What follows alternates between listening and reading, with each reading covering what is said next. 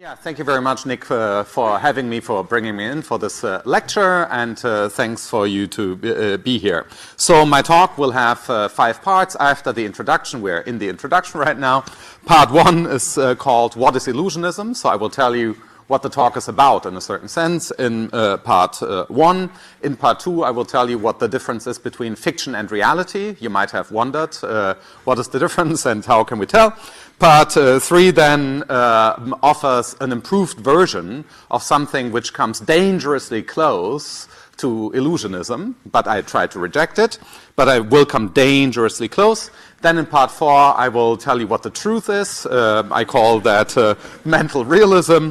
And we'll introduce at least one German term, Geist. I will tell you what that is. That's less spooky than you might think.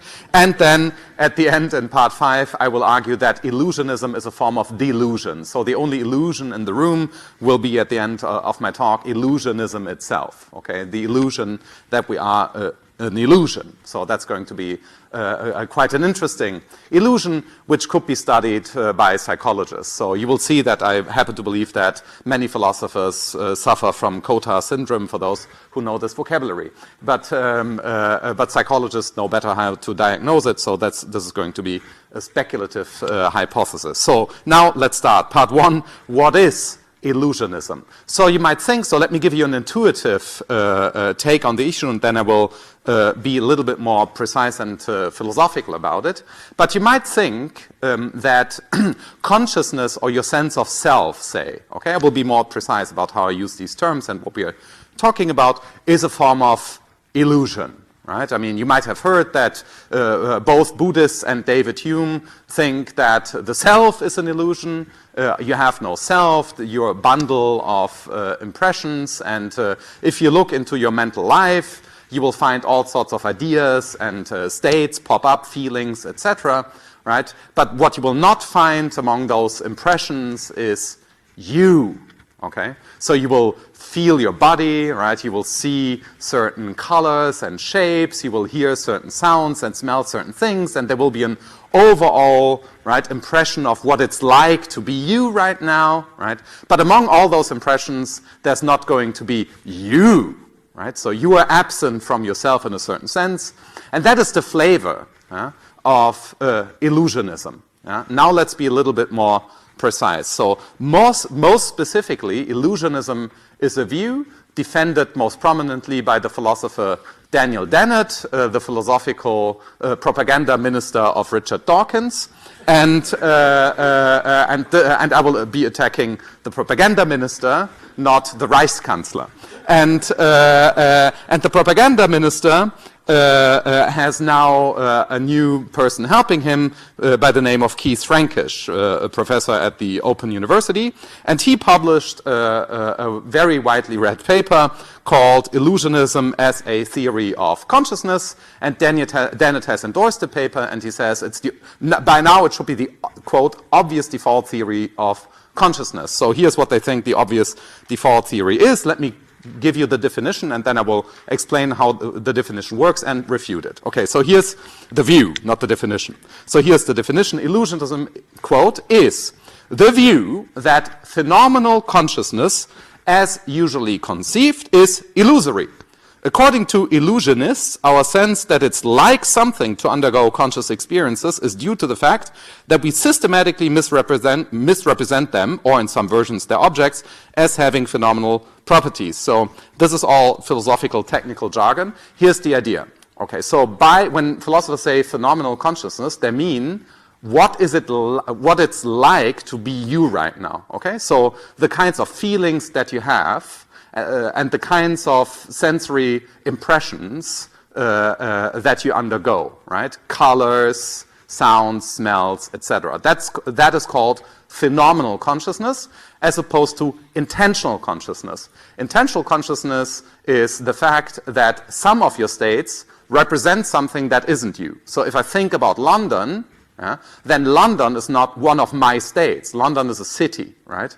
London isn't in me. It doesn't make sense to think of London as being in me. It's just too big, right? So my intentional perceptual consciousness is of you right now, and there's no sense in which you are, say, here, because you're there, right? So intentional consciousness, in a certain sense, is much harder to reduce to a state of mind, say to a brain state, because if I see you and you're bigger than my brain, then it would be odd to think that you are in my brain. That's a very nonsensical view. So intentional consciousness differs from phenomenal consciousness in that it's at least not utterly implausible to think that colors are somehow in me. Okay? It's not utterly implausible. It happens to be false, I think, but it's not implausible. And if you think that colors are in you, so you might think out there is electromagnetic radiation. Electromagnetic radiation interacts with your nerve endings, and then, say, your photoreceptors, and then a complex cascade of causal processes happens, which no one really fully understands, because neuroscience is only in its beginnings. We can, with our best technology, understand the synchronized firing of about 1,000 neurons over a bunch of milliseconds, so that doesn't give us a lot of detailed knowledge. So currently the resolution of neuroscientific mechanisms of brain imaging and so forth just isn't much better than what I told you. But be that as it may, you might think there's electromagnetic radiation out there hitting nerve endings, process, and then say the visual cortex turns reality into like a colorful experience, etc. Right? So, but there really isn't any color out there. Okay, so this would be an illusionist view about color. And we will see that illusionists go much farther than this. They don't think that colors are illusions in that sense of illusion. They think consciousness is an illusion. So they think the idea that you have color consciousness is the illusion. Not the colors are illusions. There aren't any colors. Not really. Okay? So that's really the view. They have no mental life. Or at least they think they have no mental life. Now, as they try to articulate the view, they run into certain problems. For instance, Keith Frankish in this paper contradicts himself. I counted 4 times on 2 pages. So that's a bad record. It usually takes Dennett about 30 pages to contradict himself, and Frankish can do it in 3 pages. Let me just give you proof for this. Okay, on page 12 of the paper, he says in the main text, illusions themselves are real and may have considerable power. Okay, so we hear illusions are real. We don't really know yet what an illusion is at this stage of the paper. It's the second page of the paper. And we read they are real. Okay, illusions are real. In the sense, for instance, in which even if God doesn't exist, then the illusion that God exists can be real and powerful, right? So people might act on the assumption that there is a God, even though there is no God, then the illusion would be powerful. That's the model here. So illusions are real. But then on the same page, a footnote, not to the sentence, to a sentence to another paragraph, tells us, I quote, when I talk of phenomenal properties not being real or not existing, I mean that they're not instantiated in our world. Okay, now we hear they are not real. So in the main body we hear they are real, and then we have a footnote which says they're not real. They're not instantiated in our world. Okay, well, if they're not real, if conscious experiences are not real, then what is real? Well, and then we read, just ask, I quote, our established scientific worldview. So our established scientific worldview tells us what is real. Now, what does our scientific worldview tell us? Let me tell you what he thinks it tells us, that there really are only, quote, properties that are either identical with or realized in microphysical properties. Okay, so reality is either microphysical properties or realized in microphysical properties. But he adds at the same time that quantum mechanical processes are exotic. So it's not quantum mechanics because that's too exotic.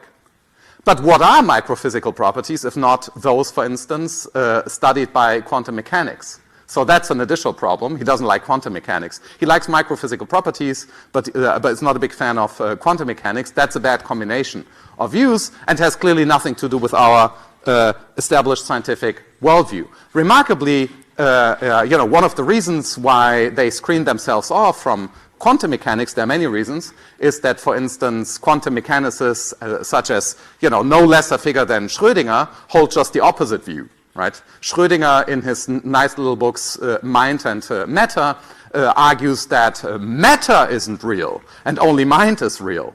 Whereas these people are trying to say only matter is real and mind isn't real. So this doesn't square with at least what Heisenberg and Schrödinger and many others, Eugene Wigner, etc. If you look at the history of quantum mechanics, then remarkably most quantum physicists will tell you that consciousness is quite real. It might even be the only real thing. Right? Which says that if you understand quantum mechanics, and arguably Schrödinger has had some ideas about how this damn thing works, right?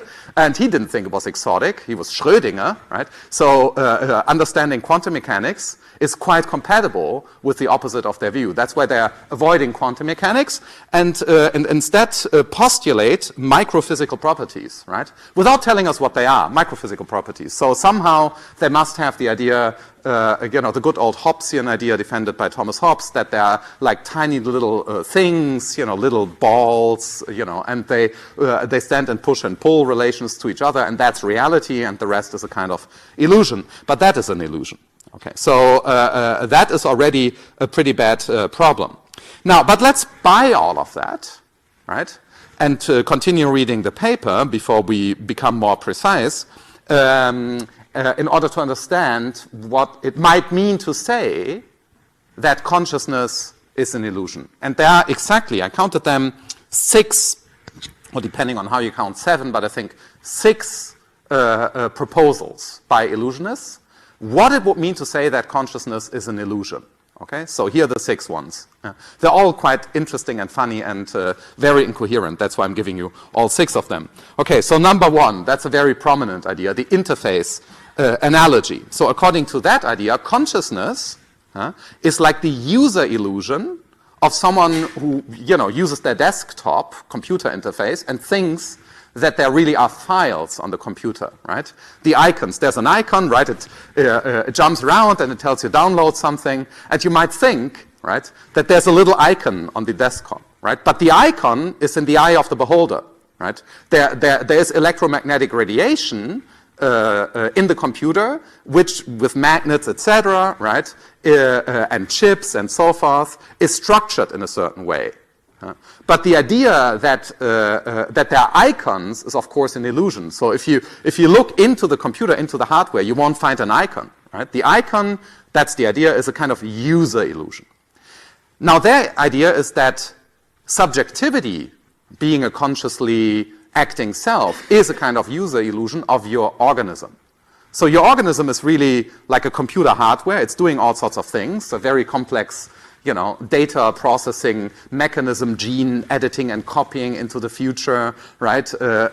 Data transmission in the nervous system, etc., etc., etc. Like a very complicated bunch of processes which no one fully understands, right? We don't even know how many types of cells are in a human organism. We have good estimates, and AI is currently, machine learning techniques are trying to help us to come up with better numbers, and we don't know how many, no one knows how many cells my organism has right now. And by the way, it happens to be currently impossible for you to answer that question, right? So you can give estimates, but you don't really know. And now the idea is that your sense of self, and in particular your conscious experience, is a user illusion of your organism. Now, if your sense of self or your conscious experience is a user illusion of your organism, in what sense is it an illusion? Right? So, if I give you a real illusion, like a visual illusion, it's an illusion for you, right? You can make a mistake. If I play a magical trick, you can make a mistake. But that just means that you and your conscious experience exist. Without conscious experience, you can't have an illusion. An illusion is precisely what you can have if you are a conscious agent. But that means that it's just a nonsensical idea to think that the conscious agent is an illusion.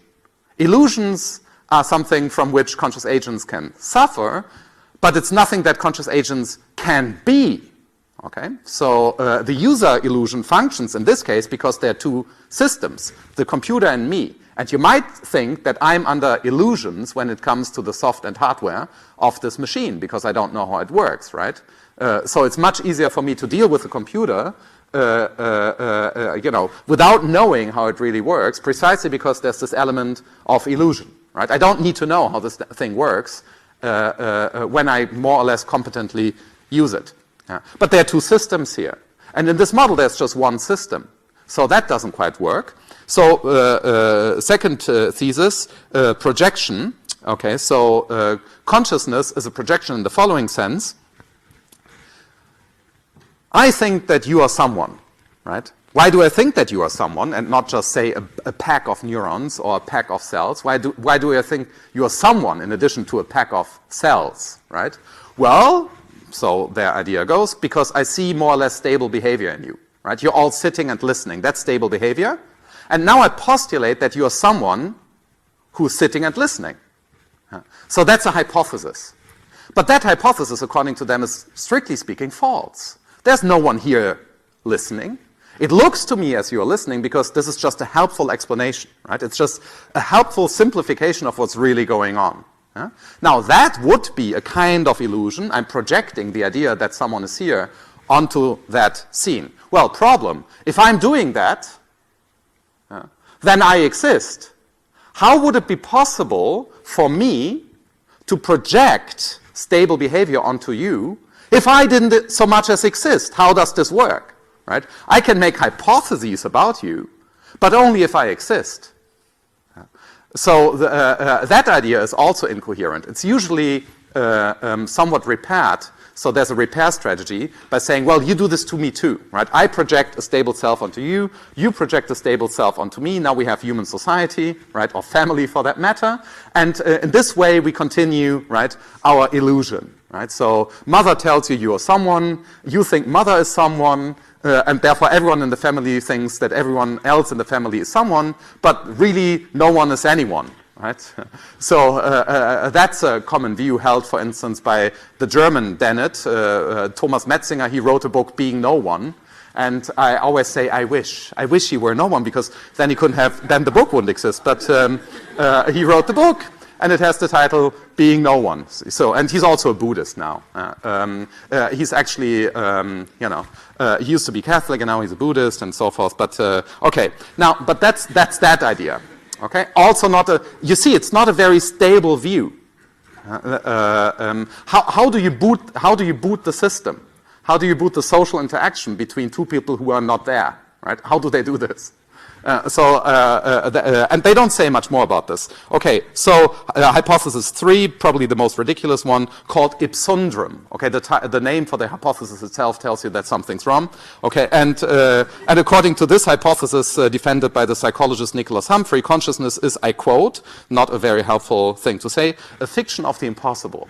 Okay, so now I know what's going on. Consciousness is a fiction of the impossible. Now that's not very helpful, but Keith Frankish has a translation for this nonsensical phrase, right? A fiction of the impossible is, to put it mildly, nonsense. But here's a way of cashing this out. It's, I quote, a magic trick played by the brain on itself. Ah, now we know what's going on. A magic trick played by. But how does the brain do this? So another problem. What's the brain? Actually, we don't know.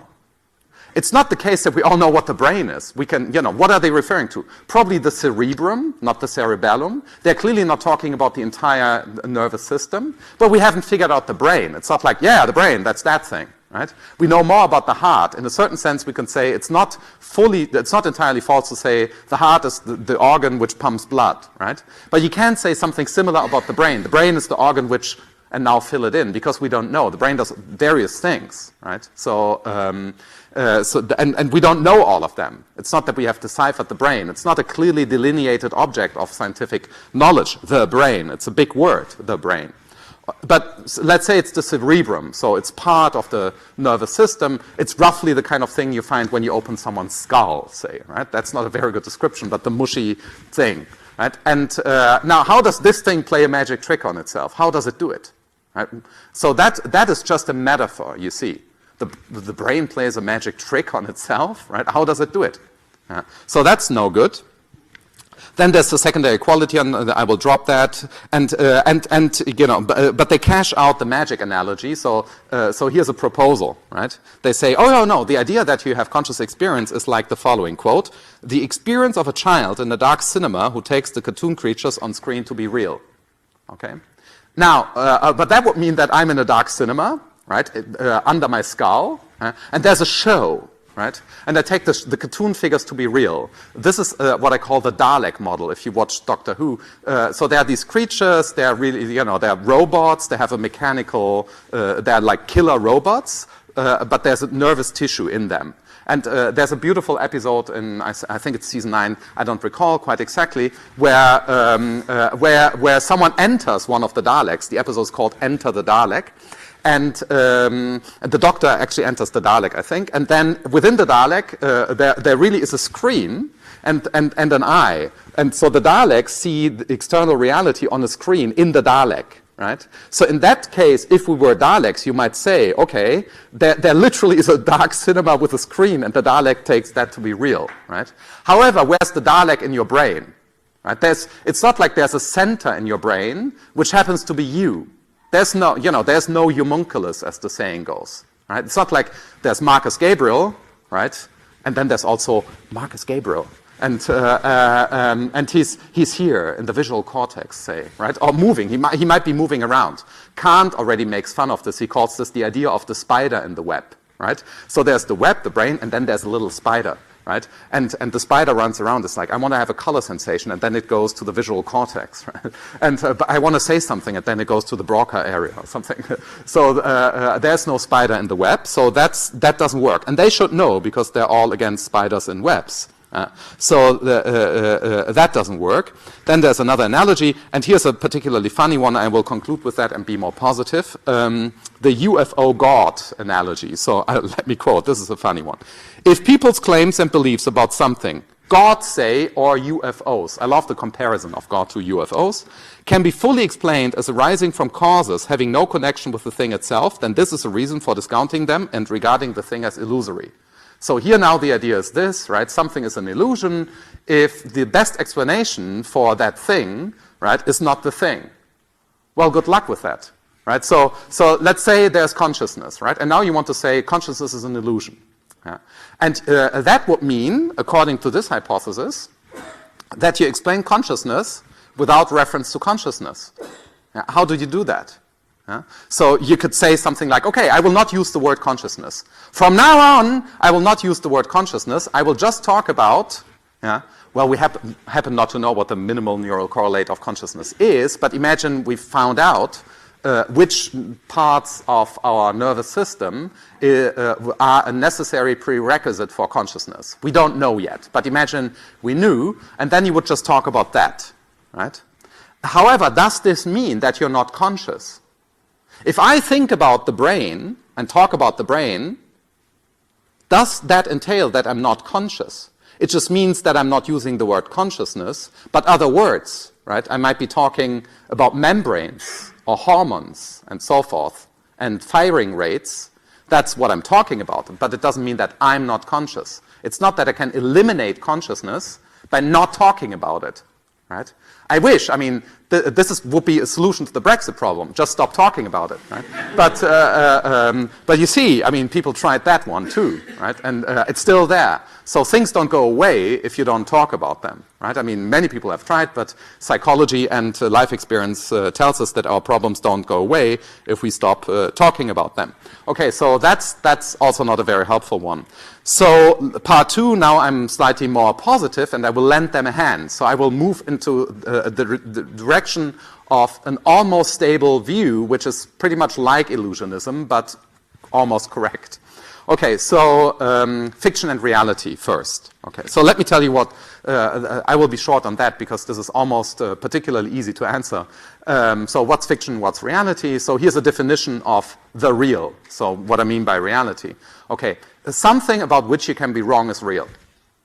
So that's the definition of reality that I will be using. Reality is the feature of your thought to be in touch with something that you might also miss. So Theresa May is real because she has all sorts of features that I don't know anything about, right? I don't know her number of hairs. There's a determinate number of hairs that Theresa May currently wears on her body, but I don't know that number, nor does she, by the way. No one knows the number of hairs on Theresa May's body.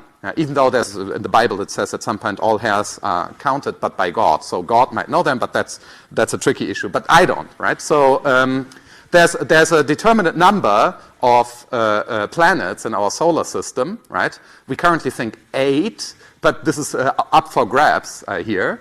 That means that the number of planets in our solar system is real. Okay, so something is real if and only if you can be right or wrong about it. Right? So that's the definition of reality. Now, what is fiction? Fiction is not the opposite of reality. Fiction is nothing that you cannot be right or wrong about. I can be right or wrong about Sherlock Holmes. Right? I haven't read enough Sherlock Holmes stories. I'm really very far away from a Sherlock Holmes specialist. Right? So my beliefs about Sherlock Holmes will be wrong. I think he lives in Baker Street, and I think it's number 314. But there I already wouldn't bet my life on that address. Right? I know there's a guy called Moriarty. Right? And that's about it. I've watched more, actually, Sherlock Holmes TV and movies than read the novels, personally. But be that as it may, it tells me that Sherlock Holmes is real. However, Sherlock Holmes is fictional. Right? So something can be both fictional and real. So let me just quickly give you a theory of fiction, and then we return to consciousness and the self. So I think here's what fictional objects are. Fictional objects are really two kinds of objects that hang together. One object is realized in an artwork, such as a novel, or a symphony, an opera, a poem, a painting, etc. Right? You need an artwork for fictional objects. And the artwork triggers imaginations in you as someone who relates to that artwork. If this happens, you have an aesthetic experience. An aesthetic experience means that you imagine things to be a certain way. For instance, you watch Star Wars, right? And you imagine that the Emperor, okay, is still doing something even though you don't currently see him, right? You're presented with something, right, some weird planet, and there's an Emperor, but the Emperor is currently not in your field. The Emperor is not presented. But you imagine that the Emperor is doing certain things, right? That is having an aesthetic experience. You read a Sherlock Holmes novel, and you imagine him in a certain way. Your Sherlock Holmes and my Sherlock Holmes are never the same object, because I will not imagine Sherlock Holmes in the way in which you imagine Sherlock Holmes. So everyone has their private Sherlock Holmes, but there's a public trigger, the Sherlock Holmes story. So fictional objects split into indefinitely many imaginary objects. But that itself is part of reality, because I can study the way in which you imagine Sherlock Holmes. Sociologists, psychologists, etc. can make reasonable assumptions about how people in a certain age and time imagine Sherlock Holmes. Right? People in the 1910s might have imagined Sherlock Holmes in quite a different way from people today, right? So and we can study that and find out that people from a certain region, belonging to a certain group, etc., typically imagine Sherlock Holmes roughly like that, right? Or we can find out that all humans imagine Sherlock Holmes with 10 toes. Does anyone imagine him to have 7 toes? Right? I mean, so we think if you ask yourself how many toes does Sherlock Holmes have, I think it would be reasonable to say, well, 10. Right? The text doesn't say he lost a toe, so I mean, but you're free to imagine him to have 7. Right? The text doesn't judge either way. So that's the sense in which he's a fictional object. You can fix his properties in exercises of imagination. Now, here's a proposal then. Human beings might be fictional objects. Right? So my sense of self is related to a bunch of narratives, right? Or what's nowadays called identities. I might think of myself as German in some way. People tell me I'm German, right? I mean, it's in my passport, and then there might be other features that make me German. Right? My accent and the way in which I'm a philosopher and so forth, right? You might think, oh, this is all very German. And what's going on there, right? Don't mention the war. And like that might be going on, right? And these aspects of human mental life, you might think are fictional, right? You might hold a view of the form, identity in that sense of social identity is a fiction, right? And there could be a sense in which this is a legitimate hypothesis, namely the following one. There's a text, right? Say my body, maybe my brain even, right? And I'm reading this text in a certain way. I am imagining myself to be a certain way. And we're constantly doing this anyhow. We know this, right? I mean, your sense of your spatial temporal position, right, is intimately related to the way in which you imagine other people to imagine you, etc., right? So you are constantly imagining yourself, right, on the basis of your very existence, because I really exist, but at the same time I imagine myself to be a certain way. However, and this is a limit to the view, so now you could do something like this. You could say, okay, so certain parts of a human organism, maybe particularly parts of the brain, are involved in creating this idea of myself, right? We can study what's wrong with people who have a disturbed body image, etc., right? I mean, we can develop medicine and so forth in order to treat certain problems if people feel uncomfortable with the way in which they imagine themselves, or just, prescribe psychotherapy. There are different ways of dealing with that. So now the idea would be, maybe human beings are fictions, right? That's not a crazy view. That is the view of Paul Ricoeur, the philosopher under whom Emmanuel Macron studied. So arguably, this is the view of le président de la République. But here, bad news for Macron, the view is false. Right? Okay, so here's why. Human beings are not artworks. Human beings are literally, socially, causally produced, because, the behavior of your mother as you grew in her womb, right, determines, among other things, the way in which stem cells turn into other cells in your body, what your mother ate, right, literally how she moved and so forth, and how you reacted to that, right. It's not so clear from which point in your life, right, you turn into an individual that is not identical with your mother, right. We don't know. We don't have a good metaphysics for that. When a process in a womb turns into an individual. Apparently, I heard this morning there's a huge project in Southampton in philosophy of pregnancy, which is dealing with this issue. I think it's a fascinating topic, right? When do you become an individual, right? At some point you are, right? If I shake your hands, we don't fuse, right? You're still you, even though we are, even though we are contiguous. And even if someone, works on us in such a way that we become fused and can't detach, evil surgery, and even in that case, I would still be me, right? Even though we would be undetached, right? So we don't have a very good answer for that. This would lead into abortion debates and so forth. But that's something we seriously need to discuss. Now, be that as it may, right? That doesn't turn us into artworks. Humans are artifacts of other humans, right?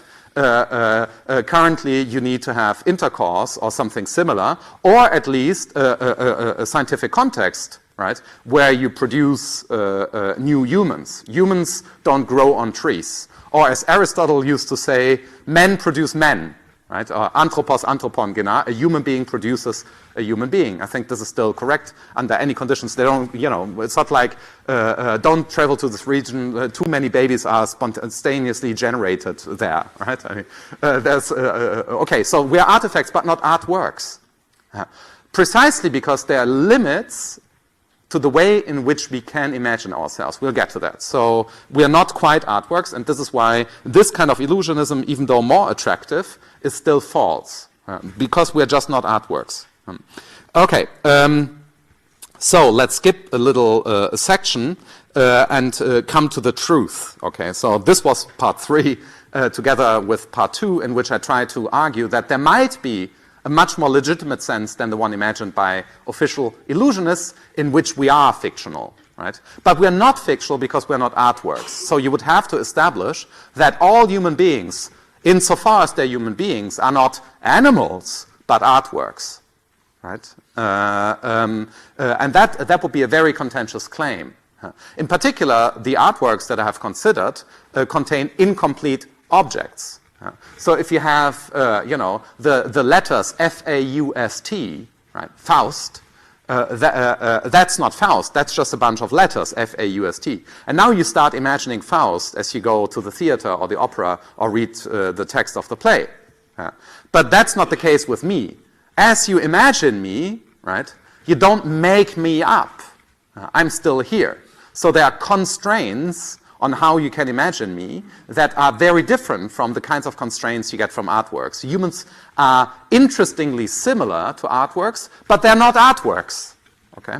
So that is, if we were artworks, then fictionalism or illusionism about ourselves would be a view, but not the view intended, because this would not at all mean that consciousness isn't real or any such thing. It would mean it's real, but it's a fiction. It would have the logical form of a fiction and be real. Okay, so that would not be a view of the form at all, that there's no such thing as consciousness. Okay, it would be a different view. I call the view fictionalism, and it's at least not totally incoherent. It hinges on us being or not being artworks. Okay, but here's a better view, now the truth, mental realism and Geist. Okay, so mental realism can be, so that's the view I think is correct, can be illustrated with reference to two different kinds of error. Okay, so imagine I'm wrong about the mass of fermions in the observable universe, which is very likely. Okay, I have actually no idea. I know there is like probably a mass of the fermions, but I don't know what it is. Right? I would have to ask my colleagues from physics, like, can you tell me what is the current estimate and so forth, or do we even know exactly, etc., and so forth. But it doesn't change the fact that I'm wrong about them, about those fermions and their properties, doesn't change them. The mass of fermions is whatever it is, or the number of planets, or the number of stars or supernovae in a region of our galaxy is what it is, regardless of my true or false beliefs about it. Now let's call everything that has this property, namely to be what it is regardless of anyone's beliefs, true or false about it, a natural kind. So that's a natural kind. But we are not natural kinds in the following sense, because we can change according to our true or false beliefs about ourselves. Let me give you my favorite example for this, the deluded tango dancer. Right? So imagine I travel to Buenos Aires, I see people dancing, and I'm really jealous. I mean, I wish I could dance like them. And and then I dance a little bit, and someone tells me, because they're very nice, that this is, I'm a talented tango dancer, and I believe them. Right? Maybe I don't know the local friendliness. I completely, I misrepresent that. Germans never make jokes. They're never friendly. So if someone tells us, right, you're a good tango dancer, we think it's fact stating, right? Maybe we are like that. It's like, oh yeah, he told me, and so this is how Germans think about the Finns. But be that as it may. Now, he just stated something about me. I'm Italian. So I start dancing, more like this, and everyone's like, he shouldn't dance, right? But they just told me I'm a good tango, and I get the flow. It's like, yeah, I want to be a tango dancer. The whole philosophy business is probably not my thing. I might have, this is what I'm born for. So I might stay in Buenos Aires, and my wife calls me, come home. It's like, no, I'm a genius tango dancer. And then she's like, but no one wants to dance with you. It's like, yeah, I'm too good. Right? Now they are all jealous, in my view. So you can see what could happen to me, right? This might ruin me. I might become a homeless German in Buenos Aires, right? Etc. Right? Germans in Buenos Aires is a difficult topic, so something like that could happen to me, right? And that's the deluded tango dancer. So I would be wrong about myself. I'm just not a good tango dancer. I'm nowhere near a talent. Way too late. However, I could change into someone, right, who differs from who he is in virtue of his false belief. Right? So human true or false beliefs about ourselves change our status. Let me give you another example. So two extreme figures. Right? Let's call the one person the religious person. I'm not saying religious people are like that, but they are sometimes portrayed like that by those who are not. Right? So here's someone, let's call this the religious person, bearing in mind that no one is like that. Okay? So this is the religious person according to Dawkins. But here's what the religious person according to Dawkins might think about herself. She might think, I have an immortal soul. Right? And God is watching what's going on in my immortal soul. right? So you walk across the street and then you have an evil thought, like this happens to me a lot, being a European in England right now. I have lots of evil thoughts about England, and that then God, is listening to my thoughts, right? So I need to keep them down. It's like, yeah, sorry, God, I shouldn't have thought that, and so forth. So that would be, I would be very different, right? I would be very different if I thought that I had an immortal soul, and that my thought processes and therefore my actions are under constant supervision by God, right? So I would act very differently. I would be very different from someone who's not like that. So that would be one way of being a human being. Yeah? So here's another extreme, the Darkened scenario. So Dawkins thinks of himself as a sophisticated killer ape walking around to spread his genes. Right? So Dawkins will act quite differently.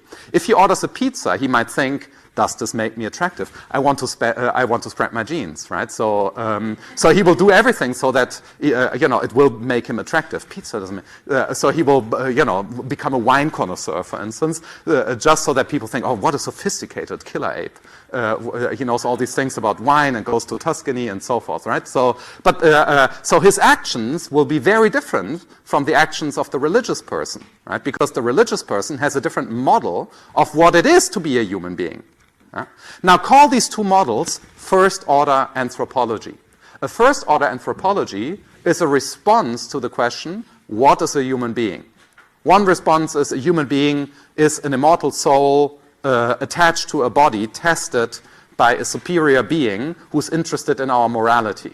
That would be one picture of the human being. Another first-order anthropology tells you human beings are sophisticated killer apes tested by no one because there aren't any transcendent thinkers interested in your thoughts and so forth, right? Plus, there are indefinitely many other ways of being human, right? These are just two extreme caricatures of what it will, how you can be human, but there are indefinitely many others, right? The discipline anthropology, among other things, studies those ways of being human. This is what the humanities and social sciences, among other things, they do other things too, but they specialize in just that, answering the question, how many ways for humans to realize their humanity, that's why they're called the humanities, exist. You can look at them, how they differ across populations, in history, diachronic and synchronically, etc. That's something we, by the way, urgently need. Our public discourse reduces us to caricatures of humans. The problem with contemporary public discourse is that, right? So like a Jordan Peterson kind of figure, right, is utterly uninformed about the humanities, doesn't know the first thing about them, but comes up with very simplified models for how humans are. In this case, for instance, there's a whole fantasy about humanities professors, usually female humanities professors, and cultural Marxism and how they are, etc., which is based on no evidence whatsoever. It's not like he asks humanities professors how they are. He imagines humanities professors in a certain way and attaches a description of what it is to be a human being to them. That's a problem in our contemporary public sphere because we work with ridiculous stereotypes. Right? Male, female, black, white, you name them, right? These are, all of them, ridiculous stereotypes. Because they haven't been subjected to scientific, and in this case, I mean humanities-style scrutiny. Right? They're just, more or less random beliefs out there, and we need to critically investigate the structure of these belief systems and don't take them at face value. Right? That's a problem we currently have. Now, be that as it may, let's come back to the articulation of the view. So we have all these, indefinitely many first-order anthropologies, but they share something. So now I tell you what the essence of humanity is. In all those instances, right, there's a human being determining herself in light of a conception of herself. Deluded tango dancer, religious person, killer ape, etc. But that structure is invariant. All humans do that. Maybe other animals too, but today I'm only talking about humans. I'm not interested in drawing a distinction between human animals and other animals here. That's not the point I'm making. I'm talking about human animals. This might as well be true about dolphins. We don't know. I don't know if dolphins do dolphin things because they think that they're not lions, right? We don't want to be lions. We are dolphins, right? And then they do dolphin things. And maybe there's a history of dolphin things, right? Maybe, in the dolphin 13th century, right? right? They typically jumped out of the water so and so often in an hour, right? And then later this was, became démodé, right? We don't know that, right? We haven't studied the history of dolphin behavior as history. Now, but for humans we can do this, right? So that's why I'm only talking about humans here. But there's one invariant, right? Humanity itself. And humanity itself doesn't differ across humans. Humans can be different, but humanity can't be different. Right? All humans are literally alike in one respect. Adult, healthy, etc. human beings. Okay, I'm talking about idealized human beings, not eternally comatose people, right? I'm talking about, already an idealized type of human being, namely the one interested in answering the kinds of questions that I'm posing here and trying to answer, right? I'm talking about an idealized speech situation, and in this idealized speech situation, the one that we are currently in together, right, you can grasp this structure. And this structure has a German name, Geist. This is what we mean by Geist on the continent, right? It's just the name for it. It's often translated into English as spirit, but that's a misrepresentation. So just take the word, or take my word for it, that the word Geist means what I've just told you, right? And I call the view that I sketched Neo-Existentialism. It's Neo-Existentialism for two reasons. For one thing, it's existentialism without the mistakes. So that's why it's new, right? It's the pure truth about human beings. And there's also an additional little pop element to it. It's Neo as in the Matrix. It's Neo's existentialism, but that's just, a joke on the side. But so that's Neo-Existentialism. I gave you the structure of this. And I think Neo-Existentialism is the right take on consciousness. And let me finish by, coming back to the topic of consciousness more specifically now. So why would we think that we have conscious states, such as feelings or color sensations and so forth, that we can study scientifically? For instance, in perceptual psychology, etc. We can study the reaction of humans to certain stimuli. We know a lot about this, how this works, right? Or the experience of the moment. We know roughly what human beings experience as now. There's a time attached to what you experience as now. Now is not now. Now is a time window. And we can study under which conditions human beings have a certain time window and stuff like that, right? Or what detracts you. That's why magic actually works, because we know how to detract people. And we can manipulate them once we know their psychological functioning, unless we tell them, right? Maybe know the famous gorilla video. So you see people dancing and you watch this for the first time, and a person in a gorilla costume passes through the dancing group, and most people don't see the gorilla. But there was literally a gorilla. Check out this famous video, and there's a book about this. But once you know, of course, there's a gorilla, you'll see the gorilla. So psychological manipulation works to the extent to which we don't tell people, right, that we're doing this. Otherwise, psychological experiments wouldn't work. You don't tell people what you're doing with them in an experiment. You need to second-order manipulate them, right? You can't reveal the truth, right? That's why Facebook and the Big Five and so forth don't reveal their algorithms, because once they did, you wouldn't believe their magic. You would know how it works, and you would react to it. Well, this is what they're doing, right? And the last book you ordered on Amazon, if you know what they're doing, it's like, no! That's why they need to hide it from you, right? The algorithms and so forth, they're full of biases, racism, and so it's terrible. But they don't tell you. It all looks nice and smooth, and it's like they just make a recommendation. You bought one ontology book, here's another ontology book, right? So that's perfectly harmless, right? But it's not. So it's because it's psychological manipulation, and the interesting question is, how much psychological manipulation do we allow global enterprises to have over citizens, right? The more we allow them to have this power over us, the more likely it is that we are heading towards Chinese or North Korean cyber dictatorship. That's a serious problem. Somehow there seems to be something we need to discuss here, okay? So I'm just bringing this up. This will be a different talk. Now, but this is why we can study human beings, right? We can study how they function from the outside with various disciplines, the natural sciences, humanities, and social sciences. They specialize in different aspects of the human being. But the standpoint from which they operate, Geist, right? That's what a scientist does. A scientist tries to understand the universe, the human being, and the place of the human being and other animals in the universe. Right? But that is from the standpoint of a human being trying to get hold of his own or her own position. That is what we're doing. We're trying to understand the position of the human being in the cosmos. But that is just from that standpoint. And from that standpoint, you can analyze a complex human being into modules. And then you can postulate that there is conscious experience, such as color sensations. But there really aren't color sensations in the sense that your mind has little parts, color sensations and, say, form impressions, right? So there's a famous problem called the binding problem, which isn't solved in neuroscience and psychology, and I will tell you in a second why it's unsolvable and also why it doesn't exist. But many people think there's the famous binding problem, and if you could solve it, you would probably win the Nobel Prize, depending on how you do it, right? So some neuroscientists tried. The binding problem roughly goes like this. How does the brain manage to connect these very different impressions, right? I mean, so you have acoustic impressions, corners, and color hues and so forth, right? And how does it connect them, right? We don't know. It's not like the brain is in a global state and that's the connecting state. So how does it do it? We don't know. Answer, right? That's a wrong question. Here's why.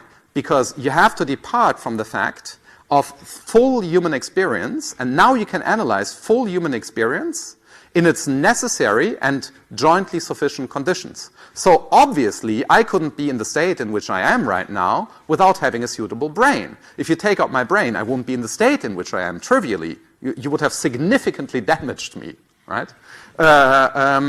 So that I couldn't be in that state. And the state I'm in involves conscious experience. But that doesn't mean that the overall state I'm in is an aggregate of smaller states.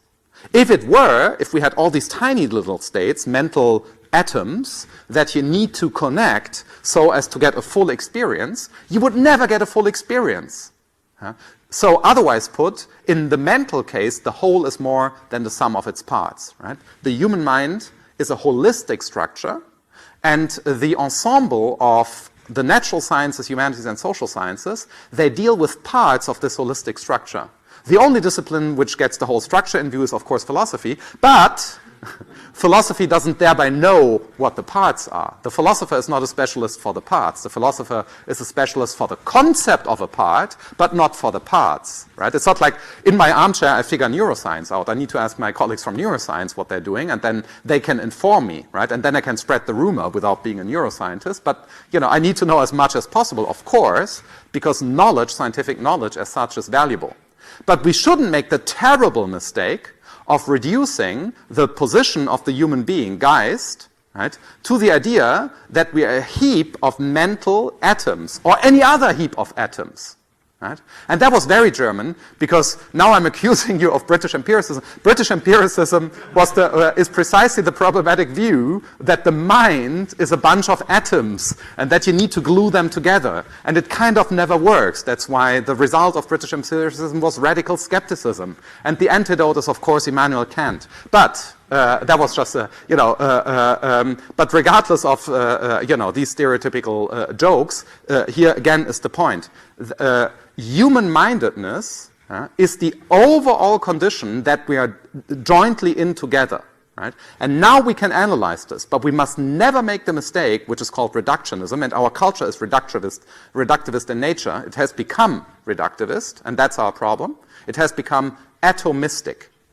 We live in what Heidegger has nicely simply called at some point the atom age. The atom age is not just the age of nuclear bombs, etc., but it's the age where we think of reality as consisting of tiny bits, which somehow add up to something larger. Right? But that's apparently not even true in physics. I'm working with a cosmologist, George Ellis, right now about this. He thinks that the universe, even in its earliest stages, is a whole that determines the properties of its parts. The universe, even in its earliest stages, does not consist of random quantum fluctuations in nothingness or something like that, because there's already a universe, and the overall situation that those entities are in determines their behavior. The universe runs top-down.